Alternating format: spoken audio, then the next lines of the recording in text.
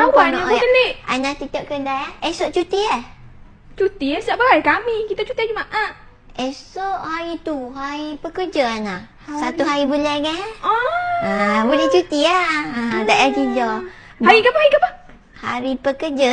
Hari pekerja. Boh, Ha? Aina pekerja ke? Ya, Aina pekerja. So Aina dah cuti. Boh tak ada cuti. Ha? Boh bukan pekerja apa? Boh main kedai bukan buat apa apa? Lepas tu, Boh kira kaki je. Cari sale, cari customer, susun barang, buat live semua Aina. lepas tu boh. Boh main kerja. Esok kami. Kerja lagi. Kita cuti Jumaat je. Kita tak ada tutup kedai hari ni. Kira dia nak sampai kami. Kira esok boh kena jaga kedai lah. Ha? Jaga sore. Lepas tu ni. Tu. Customer. Customer? Customer order. Tu. Ha? Gipu deh.